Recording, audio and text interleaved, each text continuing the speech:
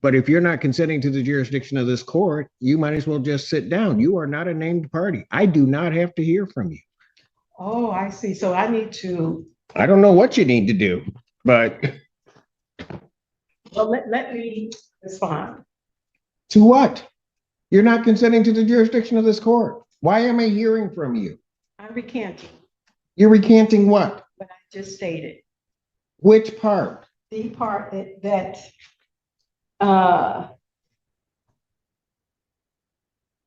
that I stated that I'm not. Ian Redmond, P70599 on behalf of the plaintiff. And your name, ma'am? Doshia Banks occupant. Pardon? Doshia Banks occupant. Doshia Banks occupant, Your Honor. Okay. So you're not Miss Whitlow? No. So what is your position in this case as you see it? If I may, Your Honor. Okay, good. Go ahead. Ms. Banks claims to be an occupant of the property. She filed a bankruptcy case listing the property as hers. The bankruptcy stay was lifted, which gave rise to our motion to reopen the case. The order lifting stay I would like to present to the court because it has some interesting language in it, Your Honor, which includes, it is further ordered that the bankruptcy court finding this filing of this petition was part of a scheme to delay, hinder, and defraud VMC REO LLC. Additionally, Your Honor, the bankruptcy court ordered, let me see, notwithstanding Rule 4001A3, a bankruptcy rule, Right. creditor VMC REO LLC may execute on its order immediately. The order shall be binding and effective despite any conversion of this bankruptcy case to a case under any other chapter of Title 11 of the United States Bankruptcy Code. Further, that the recording with the appropriate governmental entity of this order shall constitute a bar to refiling any case under any chapter of Title 11 of the United States Code as to the property located at 5779 Pinecrest Estates Drive, Ann Arbor, Michigan. Wow. The property in this case. A debtor in subsequent case under this title may move from relief from this order based upon a change of circumstances or for good cause shown after notice and hearing. Said bar shall be for 2 years from the entry of this order or until such time creditor relinquishes their rights to the property. This order came out June 24th of this year. I have a copy for you. All right. Thank you. I will note, Your Honor, that Ms. Banks has filed an appeal of that order in the federal Eastern District of Michigan. That appeal is pending, but the status quo as of right now is that there is no stay, and that order lifting stay holds until such time as the appellate court does something. Additionally, Your Honor. Oh, yes, go ahead. Additionally, Your Honor, there is no stay from the appellate court. They have not issued a stay, and in fact, it would be appropriate that there would be a bond placed or an escrow order of some sort because BMC has been the owner of this property for the past year and does not have access to it. Additionally, Your Honor, there's more. Go ahead. There's a lot going on. Yeah. Additionally, Your Honor, Ms. Whitlow, who, as far as I know, actually exists, but I don't have any evidence to that effect, has not appeared in any hearings in this court, did not appear for her deposition that she was noticed for in the federal case, and in a federal case, the federal court issued a show cause order to Ms. Whitlow that she had to present certain documents from this court, which she failed to do. Her deadline to do so was, I believe, July 3rd. Let me confirm that. Oh no, July 10th. And she did not supply any of those documents. I can present that show cause order if you would like. I don't know that I need that because Okay. I'm not. The reason that I mention all of this, Your Honor, Go ahead. is that this is $1 million house in Ann Arbor that Ms. Whitlow purchased with a mortgage and less than a year later defaulted. The foreclosure went through, the sale occurred, the redemption period expired, and we came forward to evict. Since then, there have been multiple bankruptcies. Ms. Whitlow filed 2 different bankruptcy cases. A young man who apparently lives in Arizona filed a bankruptcy case and listed this property as his residence. Ms. Banks has filed a bankruptcy case and listed the property as her residence. It should also be noted that Ms. Banks was a bankruptcy preparer and has been forbidden from the bankruptcy court from preparing bankruptcies for anyone other than herself. The order lifting the automatic stay talks about that scheme of fraud. I list all of these things to show that the scheme continues. And that's why we would like to reopen this case, because there is no stay in place. We would like to move forward with an immediate eviction, at most an 11-day vacate. And if for some reason that would not be amenable to the court, we would ask for an escrow order or a bond. On $1 million property, I think it would be reasonable that $10,000 a month rent would be reasonable. All right. Thank you. Ma'am, Yes, Your Honor. what do you want to tell the court? Well, just for 60 seconds, and then I wrote something up because I am nervous, quite nervous. But I, Doshia Banks, respectfully appear specially and conditionally for the sole purpose of protecting federally vested occupancy rights and opposing unlawful state action.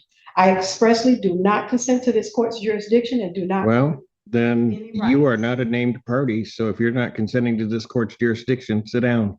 Oh, You can go because you're not a named party. I have a lease. You are not a named party on this. You may have a lease with someone else, and No, then I have you a can lease go with- challenge it. With who? With Whitlow.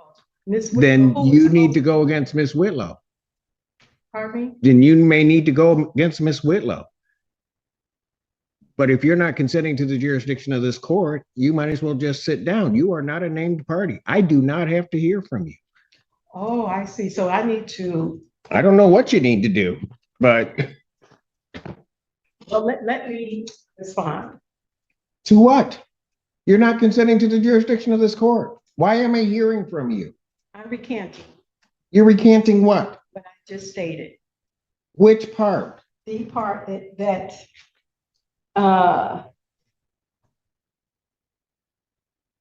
I stated that I'm not. Oh, I lost my spot.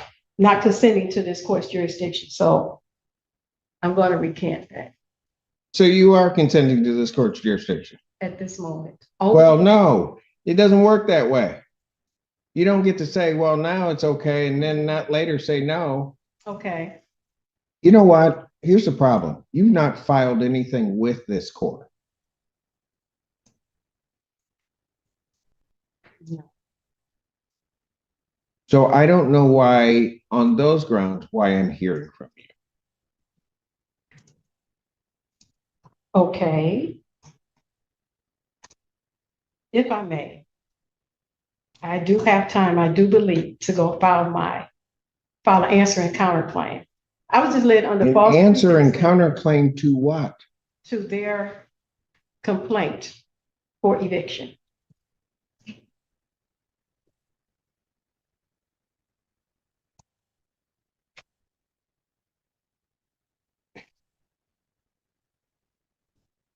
you have a lease with, allegedly, with Miss Whitlow. Correct. Then that is who you need to pursue it against, Okay. And or whatever the heck you're doing. well, Because you don't have, there is no privity of contract to the extent there would be, or relationship as between the plaintiff in this case and you. okay, I'm not really understanding, but Well, let me put it a little bit more simply. If I grant the relief of the plaintiff in this case and grant an order of a judgment and an order of eviction in Okay. 10 days, okay, any claim of your interest in that property, you have to go after the Whitlows because that's the only person you have a contract with. Allegedly have a contract with. okay. No, there is an actual contract. I don't know that, ma'am. We've actually been. I don't know communicating that. Okay, I know you don't know that 'cause it's not before you. Correct. I see, I see. So basically, the notice of removal that the Whitlows did, They are not here. I don't know. I have documents that are not, that they filed with this court that are not signed. So I don't have to accept them. She has not appeared before this court, or they have not appeared before this court. And so as far as I'm concerned, any relief they're requesting, I can, and as of right, ought deny, and it should be denied also on the merits of whatever their motion is. But I can deny it because they're not here. okay.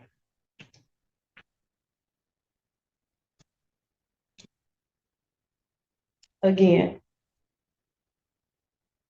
stating to me, I want to make sure I'm clear that my issue is with the Whitlows, not with VMC. Ma'am, I am not giving you legal advice. No, I You're don't- telling me that you have a contract. I do not know that you have a contract, but if you wish to enforce that contract, that's who you're going to have the issue with. You're not going to have the issue with the plaintiff in this case because they have rights on the property. All right, Your Honor, I will speak with the Whitlows that I have finally got an understanding of everything. And I will speak with plaintiff's attorney as well and continue to communicate with Remax, who has came by the house several times. All right.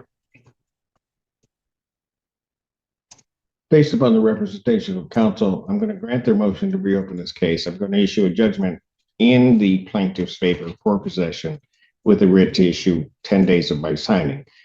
Should the matter be appealed, also contained in that judgment in order, the appeal bond I would set at this time at a rental rate or a rate, and I have looked at the property which is involved in this matter, and it is a significant property.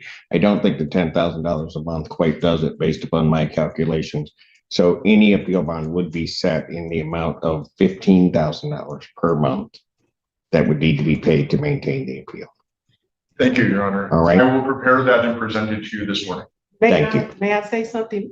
Our lease payments was not that high at all. I'm not sure what her mortgage payments were. That was not our amount we paid. Then I'll tell you what. If the Whitlows wish to come and object to my order of $15,000 as an appropriate bond, they may do so. I do not believe that you have standing to object to the court's order.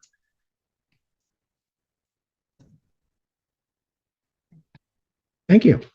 Thank you, Your Honor. Thank you. I know, you didn't write it. We'll await. I did. Oh, No. no, Monday.